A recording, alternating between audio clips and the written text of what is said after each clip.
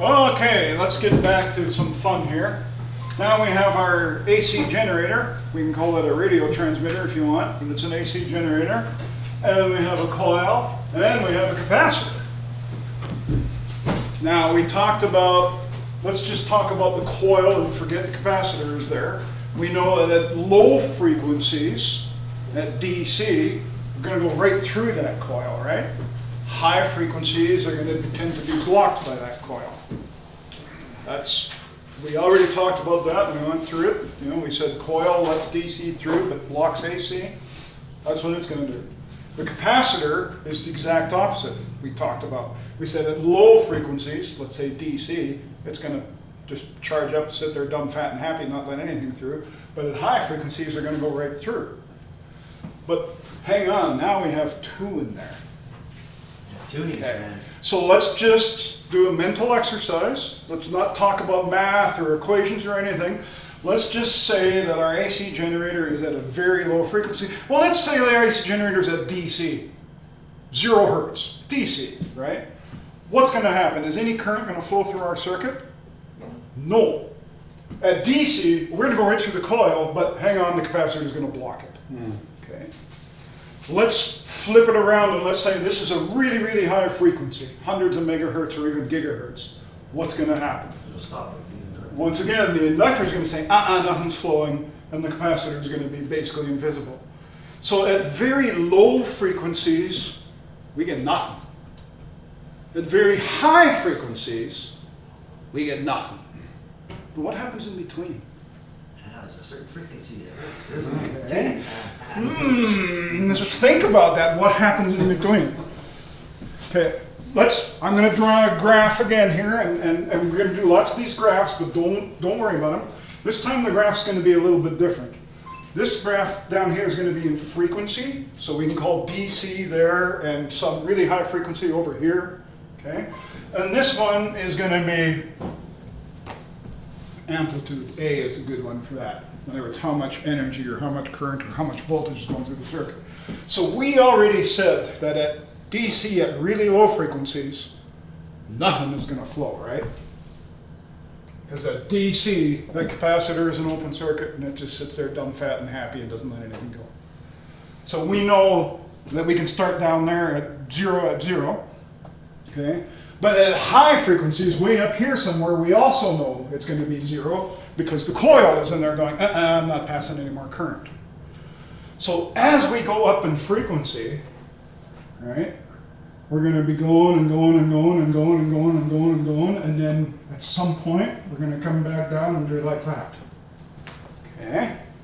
This makes sense? So at these low frequencies, the coil is letting the current through, the capacitor is letting current through, and it goes up and up, but there's a point where the coil is like, I can't handle this anymore, I'm going to start shutting down. The capacitor is basically an open circuit, so here you're seeing the capacitor conducting and the coil not, and then goes back down. And at this magic point right there, that's a special frequency. That is called the frequency of resonance, FR, with a little r. Because a capital R means resistance, a little r means stuff like that. So frequency, that FR, and wow, that's really strange. Okay, how do we find out what that frequency is? Well, let's think about it again for a minute. Remember the two formulas I had here where I said XC equals 1 over 2 pi FC and XL equals 2 pi FL, right?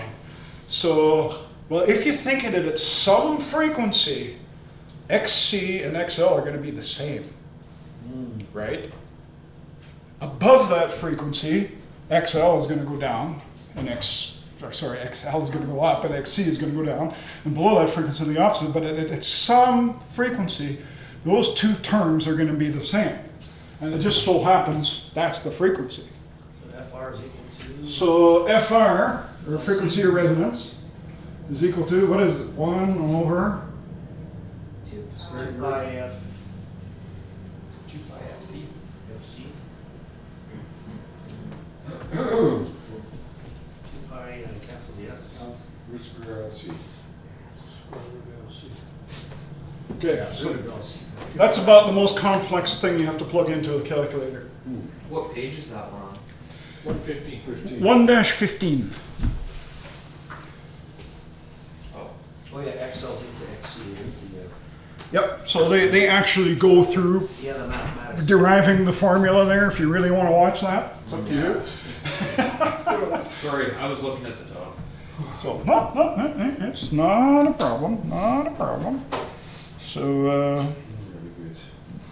so effectively, by arranging a coil and a capacitor in series means the current has to flow through both of them to get there, we have built a band pass filter. We have effectively chosen one frequency out of the spectrum.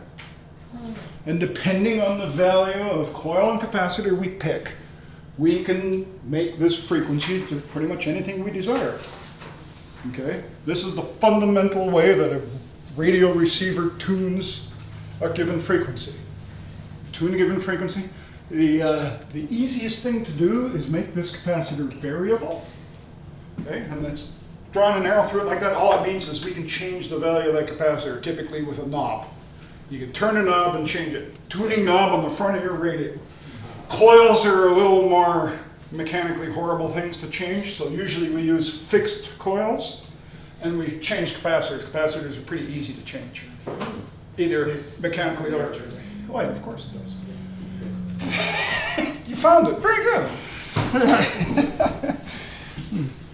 So, Can I have this during my test? you get a different one. Oh, You will get a formula sheet, but it's not that one. Oh, good. Nobody knows the cheat sheet. Yeah, like it doesn't do any good. Cheat sheet. Doesn't sound All it is a page full of formulas. It doesn't tell you what the formulas are for. Like I say, it's you know, I'm an examiner, and in the rules they say people should not use programmable calculators or smartphones. I'm like, if you had a smartphone and you had to look up all 100 questions on the basic exam, do you know how long that would take? It's really no advantage. That was like, we were given the formulas in our physics exam Yeah. in engineering. Precisely. Right? And how We much? spent a semester learning that it was a book about an inch thick, about force equals mass times acceleration. Yep. That was the one formula for that whole semester. Yep. F equals That ma. we were given. What's the old physics professors? F equals ma, and you can't push a rope. Yep, that's right, yeah. Okay. Only took us semester. But then some guys pushed the rope. They went and wet it down and they froze it so Yeah, it was yeah. stiff. Anyways, so by taking these two elements and picking values for the inductance and the capacitance carefully, we can actually select a given frequency. So, you know, this is the fundamentals. We're starting to figure out how we can, the root of all evil, so to speak. This is how we can pick a specific frequency in this big, huge, wide spectrum of frequencies we got. So this is how we can pick a certain frequency that we're interested in and get rid of all the others. We effectively have built a filter. This is a band pass filter. We're passing one set of frequencies. We're rejecting everything above it. We're rejecting everything below it. It's effectively a filter. It's a band pass filter. That makes sense? And this is really the fundamentals of even the most modern computer-controlled radio today. Fundamentally, this is how they It's tune. all based on. Okay, yeah, you know, the basic building blocks. This is how it's done. It's not magic. This theory hasn't changed in 100 years plus.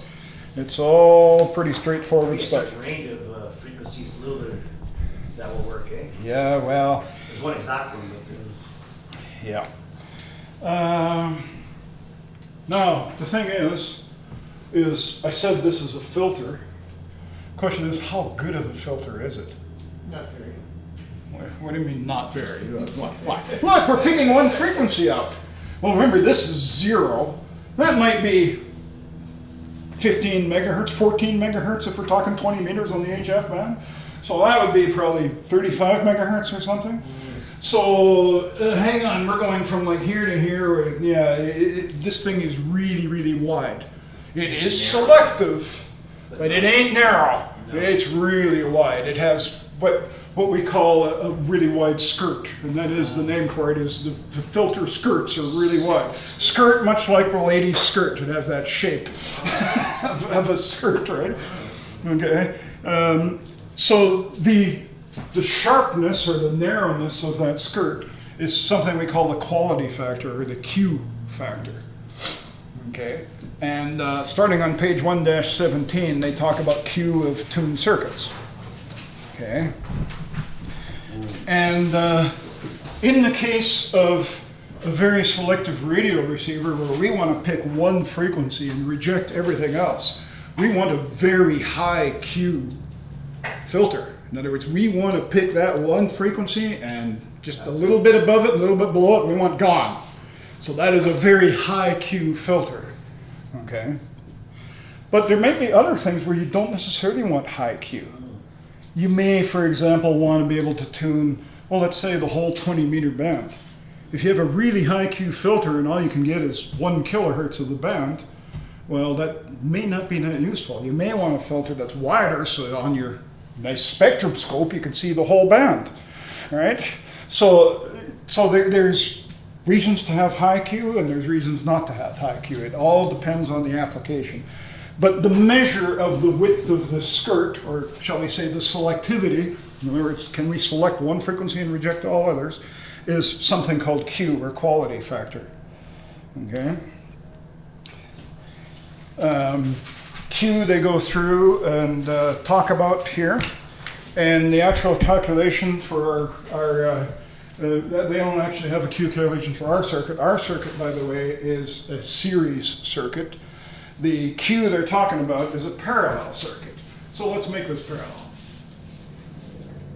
And the question on the exam is parallel also. So a parallel circuit is done like this. All I've done is just rearrange the components. So instead of going through one, through the other, now the energy can enter in and it gets split between both. What does our curve look like now? Yeah. Well, let's just do a little mental exercise. At a very low frequency, let's say DC, does DC go through this? Yeah. Yeah. Because it goes right through that coil, right? So we know that at DC, it's letting stuff through. And let's just flip that on its head. Let's go to a really, really high frequency. Does energy go through this circuit? Absolutely, because it'll go through the capacitor. So we know at DC, we're letting stuff through, and we know at some really high frequency, we're letting stuff through. But somewhere in between, we're going like this. And that magic point is still the frequency of resonance. It's still the same formula to figure it out, but all I did was rearrange the direction of the components. So are there reasons to choose for parallel rather than for series? Yes. Or- Well, now what we're doing is we're rejecting one particular frequency and letting everything through. So this becomes a band pass or a notch filter. I was just gonna ask that, is that the same as a This non- is a notch Okay. filter. So once again, if you're on HF and there's a really strong CW tone a couple of kilohertz up, you can use one of these to go and get rid of that. And if it's a very high Q filter, you can get rid of just that one little signal and leave everything else alone. Okay? And all we did was change this from series to parallel. The same components, same values, same everything, we just rearranged how they're connected. Okay? Once again, the Q factor comes into play here. If it's high Q, this notch, if you will, notch filter is going to be very, very narrow. If it's low Q, it's going to be very broad. Okay? The formula in the book on page 1-18, the second box down, it says, for a parallel circuit, Q equals R over XL and Q equals Z over X. Do you see that one? You want to highlight that second box down. 1-18. There's a second box with a formula in it there. It says for a parallel circuit, and then in the box it goes Q equals R over XL, and Q equals Z over X. On the exam, they only ask that one, they don't ask for the series one. So we have effectively seen a band pass filter. We've now seen a notch filter, or a band stop filter, if you will. That term is used sometimes too. Notch filters are pretty much the universal general term, but you may hear band stop filter, or sometimes a band reject filter. I've heard stop. Okay, yeah, band stop, band reject, notch. So, can I just ask one question? So, Yep. you. Never mind, go ahead. Never mind, go ahead. Okay, no, Sorry. that's fine. Okay, so just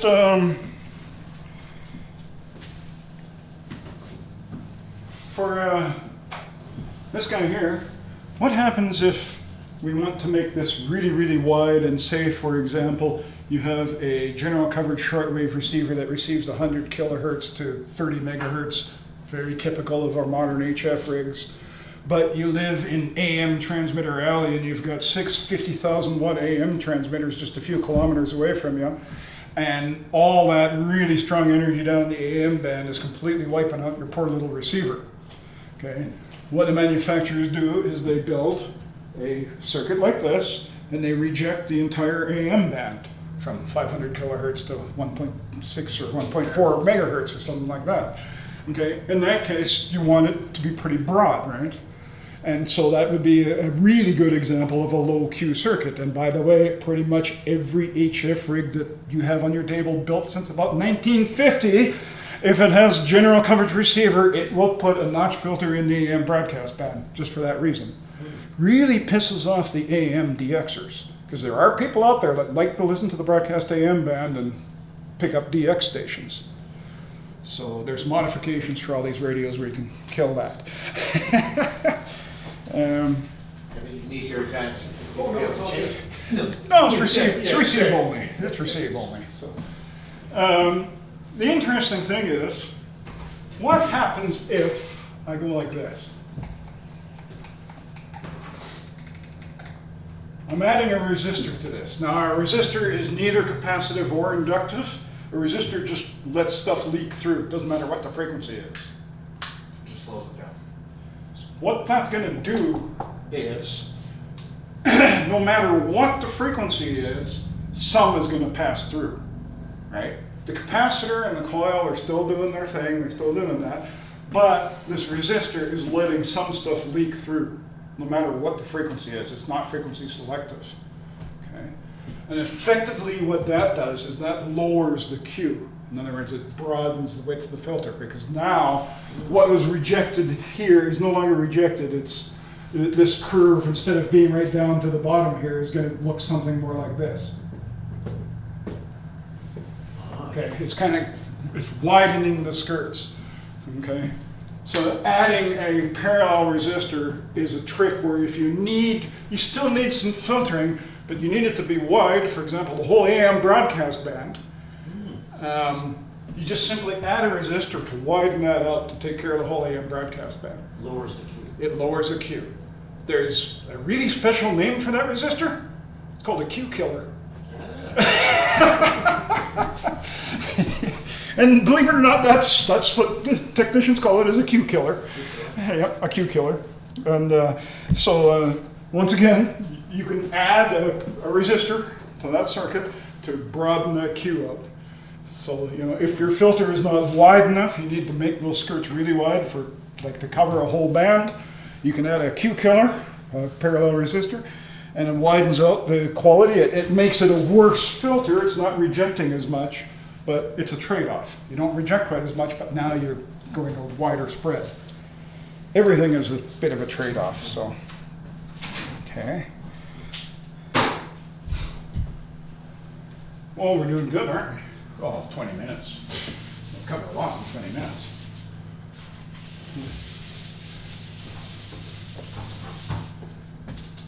Yeah, the pizza guy's been here 100 times. He knows Oh, yeah. where we are, right? Yeah, and he has my phone number anyway if he gets lost and goes to Shell Well, again. usually we can hear if a vehicle pulls into the yard, so at least I hope we can hear. Okay, so we've seen by using a series resonant circuit, we had a band pass filter. My parallel resonant circuit, we had a Band stop. band stop or a notch filter. Okay. Or a band reject filter. I mean, terms are synonymous. They all mean the same thing. And how about this? What kind of filter is just a capacitor? Once again, just go back to the mental exercise. At DC, what's going to happen? Nothing, no flow. But at high frequencies, everything's going to go through. So if we draw our good old graph again of frequency down here versus amplitude, at DC, nothing, right? But as the frequency goes up and up and up and up and up, it's going to let energy go through. Okay, so what kind of filter is that? DC filter. No, this is a high-pass filter. High pass. It's letting high frequencies go, but it's blocking low frequencies. So there's a high-pass filter. Okay, high-pass filters are usually not what we want in the radio world. In the radio world, high-pass filters are not what we want. So what happens if we go like this? What is that? Yeah, it must be low pass filter. Yeah, isn't that cool? So once again, you think about, just do a mental exercise that DC is current going to flow. Well, yeah, it's just a hunk of wire. Okay, so at DC we're going to get flown, but as the frequency goes up and up and up, the reluctance of that magnetic field is going to start saying, and so we get a frequency response that looks like this. So now we have a low pass filter, which is quite useful. Right, Perry? Yeah, Yeah. we got a bunch of those. So the simplest high pass and low pass filters can simply just be a single element. Okay? But once again, it's just a way of being frequency selective. So just an inductor is a low pass filter. A capacitor is a high pass filter. All on its own with no other necessary components. Now the problem is with radio, as we know, radio tends to radiate, tends to transmit through the air, it tends to get picked up by things. Everything around us is a capacitor and or an inductor. The ground below our feet is one plate of a capacitor. When you think about it that way, right? Two metal objects in a room. Any metal object separated by an insulator, a dielectric, is a capacitor. It may be a very, very minuscule, tiny capacitor, but it is there. Likewise, any length of a conductor has a magnetic field around it. It's an inductor. Maybe excruciatingly small, but it is there. Any little twist in the wire. And it all adds up. And it can be really frustrating, and it can be difficult to deal with. And so I've been drawing these capacitors and these coils as what we call lumped components and stuff. But when we get into radio, and especially above VHF, about 30 megahertz and higher, you don't even use lumped components anymore. You open up, say, a 2-meter radio, which 144 megahertz, or a 70 centimeter radio, 450 megahertz. The coils are simply a piece of wire with a bit of a squiggle in it, because that has enough inductance at those frequencies to do the job. Okay, the capacitors aren't even capacitors. They're two wires run side by side.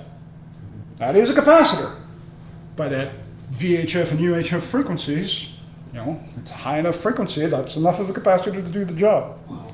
On HF, about 30 megahertz and below, we actually still use physical lumped, what we call lumped components. You'll actually see a coil of wire and a physical capacitor hooked together in the circuit, and it's obvious. When you start getting into VHF, UHF, and microwave, we won't even talk about, it gets to be bizarre land, because there's enough capacitance and inductance just in the environment around us to really screw things up.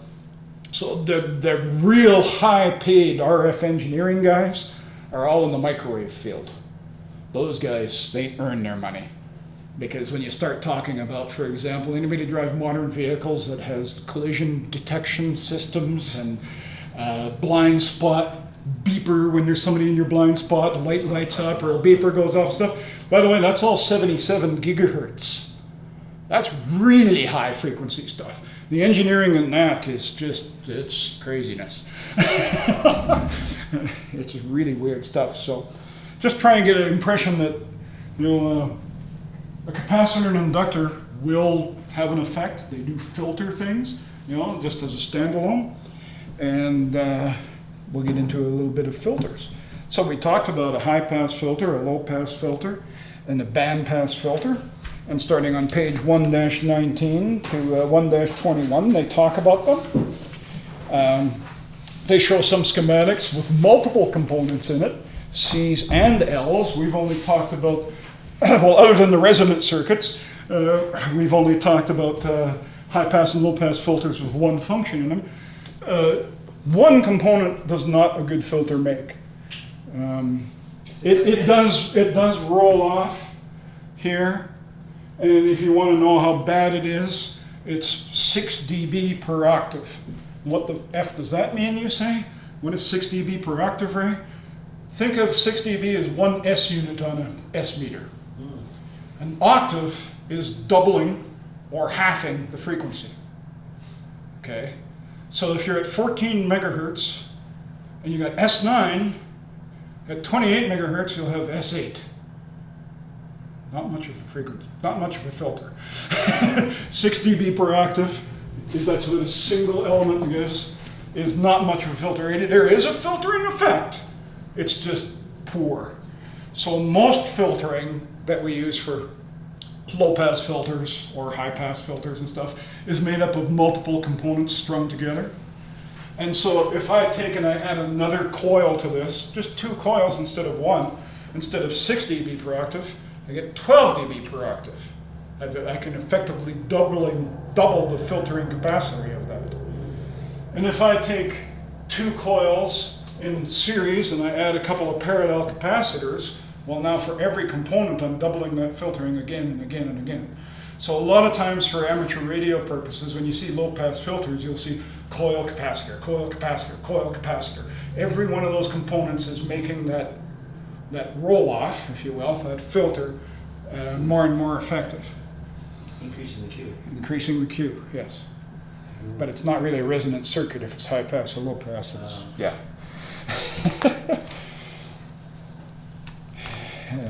The fun never ends, eh? It just keeps getting better and better. Building these circuits, you can build high-pass, low-pass, band-pass, and notch, or band reject filters. It's a very, very highly, you can buy a 400-page university textbook just on LC filter design, capacitor and coil filter design. It's a huge field unto itself. Yeah, I was just gonna say. But in the early days, there was 2 guys that really studied this. One was a Russian guy by the name of Chebyshev, and there's another English guy by the name of Butterworth. They kind of did the fundamental, we're talking mathematical groundwork on LC filters. And Mr. Chebyshev, the Russian guy, says, I want my filters to be really sharp. I want high Q, deep skirts. I want that thing good. All right? And Mr. Butterworth says, well, I'm not too worried about how sharp the skirts are, but in the pass band, or the reject band, I want it to be nice and straight and linear so the signals coming through are not distorted or amplified or quieted down. So they're talking about the same thing. We're talking about LC filters. Mr. Chebyshev says, to hell with what's happening in there. I want this thing to be sharp. I want to notch out, or I want to reject all these frequencies. And I don't care what happens in the pass band. The frequencies going through, well, if they're amplified a little bit or if they're muted a little bit, that's okay in exchange for having good sharp skirts. Mr. Butterworth had a completely different attitude and said, well, it's really important what I'm passing through there because that's my signal. That's the stuff that I want to receive, that I want to process, whether it's digital or analog, we don't care. We don't want to mess with that. So I'm not going to worry too much about how sharp the squirts in my filter are. They can be a little bit wider as long as I'm not messing with what I'm passing through. And that is incredibly important in today's modern technology, like cell phones and Wi-Fi and all these high-speed digital formats. They all Butterworth filters. So, but these two guys, they sat down, they had a big argument, and turns out both of their names are laid down in electronics history, and you can go read about Butterworth filters, and you can read about Chebyshev filters, and it's just two different approaches to doing the same thing. What you need to remember is Butterworth design is maximum flatness inside the passband. I'm in the very last paragraph of page 1-22. So it says, the very last paragraph on 1-22, it starts with, there's a number of filter design, common ones being Butterworth and Chebyshev. There is questions about Butterworth and Chebyshev on the exam. And really what you need to remember is Mr. Chebyshev said, give me a sharp filter, I don't give a shit what happens in between. And Mr. Butterworth says, well, sharpness is not everything. I want that passband to be really clean. Okay? What does it mean, ripple in the passband? Ripple in the passband is when we have I will draw a bandpass filter here instead of a low pass. Remember how our bandpass filter kind of looked like this? Yeah. Well, the question is, up here, if you magnify this area up there, what is actually happening there? Ideally, what you want is, I'm going to kind of do a magnified little graph here, frequency versus amplitude. Ideally, in that passband, it should be like this. It should be a flat line. In other words, if you're putting in a voltage from the outside, that exact same voltage should go, what comes in goes out. Goes in as goes out are exactly the same. Well, as a matter of fact, it's not like that. Yeah. Okay? As a matter of fact, what they look like in there is this will kind of go something like that. So at this frequency, okay, we're right on, but at this frequency, well, hang on, it's higher than it came in, but at that frequency, it's a little lower than it came in, and this ripple effect is what they're referring to, is the change in amplitude and characteristics of the signal as it goes through the very top of that filter, or the very bottom if it's So rejected. you lose some quality though. Yes, you lose quality. So Mr. Butterworth said, make that as flat as possible. Keep the signal integrity as good as it goes. Chebyshev says, I don't care about that. I want this to be steep and sharp and reject as much as possible. So it's kind of like, two opposite guys talking about the same thing. Yeah. Just two different characteristics. So you have a combination of them? Oh yes, Yeah. there's textbooks written on this. We can spend a 2-year course just talking about LC filter design. It's crazy. Yeah. There's lots of stuff written on this. So, it's all kinds of fun stuff. So staying with filters, as I mentioned before, up to about 50 megahertz VHF bands, we can build these filters out of lumped constants. You can actually have a coil wire, you can actually have a physical capacitor, you can hook them up in various circuit configurations and come up with band pass, low pass, high pass, band reject filters quite nicely. Once you get up into VHF, UHF, it becomes a whole different ball of wax. We're no longer talking about, a lumped capacitor and a bunch of coils of wire, just a simple little length of wire. If you think of it, a length of wire sitting above another piece has both inductance and capacitance. Right? And when the frequencies get high, these things go really weird.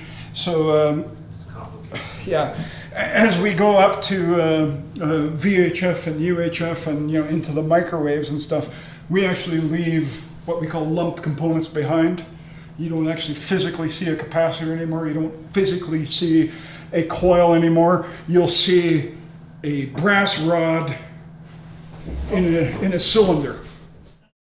So at VHF and UHF, as I was saying, a lot of times you're not going to see a capacitor, you're not going to see a coil. You'll see things like a metal rod surrounded by a cylinder.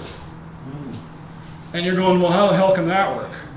Well, once again, go back to what is a capacitor? Capacitor is two conductors separated by a dielectric. Well, in the case of a rod and a cylinder, the dielectric is air. One plate of the capacitor is the rod, the other plate of the capacitor is the cylinder. Okay. Now, where's the inductor? Well, the length of the rod. Okay. We're talking very small inductances, but it's there. Okay. So VHF, UHF, we get away from using coils of wire and capacitors, and we go into what I call RF plumbing. You're actually using pieces of pipe and a rod sticking in the middle, and you isolate the two and you hook them up, and sure enough, it makes a filter because it's got both inductance and capacitance. And depending on how you couple your signal into that filter, it can be a band pass, a band or a notch filter, it can be a high pass, it could be a low pass, and all that, because the components are there. It's just a matter of rearranging them like I did on the board to change the characteristics, whether it's series, parallel, and all kinds of stuff like that. So VHF and above, roughly 50 megahertz and higher, we go to cavity filters, they're called, a cavity, sometimes cans, but cavity filter is the proper, and cavity is just that, it's a round pipe with a rod stuck in it, it's an empty cavity. You vary the length of the rod to tune it, by the way, because when you vary the length of the rod, you're changing both the capacitance and the inductance. So they're really fun to tune because of that. Because you're actually, it's not like we drew on the board where I say, oh, you can just make this capacitor variable and everything else is fixed. In cavities, everything relies on everything else. I've watched that done. Yeah. You had it set up to a scope and the whole thing. Yep. So, and you can adjust something over there and it affects everything else. Yes, because you had, I think, Yep. 4 or 5 in a row. Yep, precisely. So, stuff like that. So, like say, resonant cavities or cavity filters are used mainly at VHF, like 50 megahertz and above. And of course, resonant cavities can be used for HF and even low frequency stuff, but the physical size of them becomes enormous because a cavity has to be at least a quarter of a wavelength long to actually work. So a quarter of a wavelength at 2 meters is about that. Quite manageable. A quarter of a wavelength at 6 meters is about 5 feet, a little shorter than I am. A quarter of a wavelength at 20 meters is 5 meters, so that's how tall. Okay, so they're used for VHF, UHF, and of course into the microwaves. Not too practical for low frequencies. So I'm not saying you can't use them. You can go build a humongous cavity if you want. You have a really good filter, but I don't know where you're going to put it, but you have an acreage. Cavity filters come in a number of different ways to do it. Once again, I mentioned that on 2 meters, a quarter wave cavity is about that tall. Well, maybe you don't have physical room for that. So instead of using a straight rod inside there, what you do is you take the rod and you make it into a spiral, a curlicue. And by doing that, you're adding more inductance, but you're using less physical space. So we call it a helical wound, because it's like a helix. So it's called a helical wound resonator. So we can take something, that 2 meter cavity that's roughly, it's 19 inches is a quarter wave. It's around 19 inches, and we can put it down into something the size of that coffee cup. A little more manageable. Okay. Are those very common? Yes, very common. So the And- front of the book is on top of the rector. Top of the rack are cavities, yes. As a matter of On fact, the bottom. yeah, and there's a round one lying on top of the rack right there. Is a nice VHF cavity. A helical one could be like a tenth of that size. And the reason is that rod doesn't have to be a full quarter wave long now, because you wind it as a helix. It adds inductance to it, so it just shortens it up. So many commercial, like repeater receivers and stuff, they want to be very selective, and cavity filters are far more selective than you can get with capacitors and coils. And like repeater receivers and stuff actually have what they call helical cavities in them. And so if you change frequency on a repeater receiver, you retune all these cavities. So it's not just as easy as flipping the frequency in and say go. Believe me. One last thing.